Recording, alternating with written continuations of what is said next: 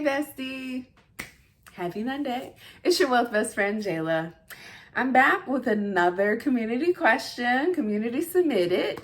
So one of our besties wanted to know, how do we give ourselves grace after, we slip up, we have that takeout, we have that real expensive dinner, we splurge on that outfit, that vacation.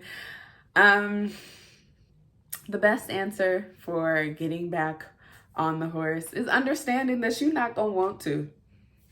You're not. I remember in different contexts, it didn't even have anything to do with my financials, but I remember having a 100-day straight streak for studying Spanish. And my app, Duolingo, keeps track. It tells you every day. And if you go on at 12:01 and try and do it, or 11:59 and you are not done with that lesson, it will say, there goes your streak. After 100 freaking days of doing that and then losing my streak, it may have been more than that. I don't remember. See, I blocked it out. I did not want to study Spanish anymore, which defeated the entire purpose of why I was doing it, because it meant I was so focused on my streak and not losing it versus, the actual goal, being fluent. But I remember it was at least 6 months, if not more, before I decided to finally go back and start my Spanish and start the streak over. Now I'm up above almost 600 days, but it really did help me realize that you not only have to give yourself grace, but you have to remember why you started doing something in the first place. You're saving, you're investing, you got to remember why. You have to attach a why.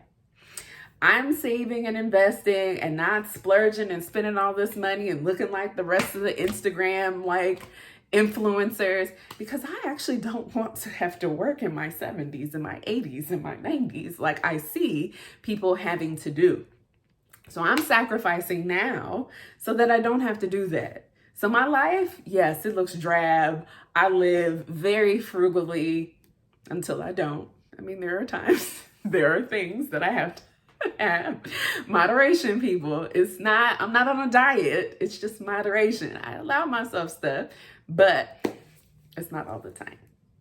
Most of the time I am in my house. I am not in them streets. I am not outside. I am here.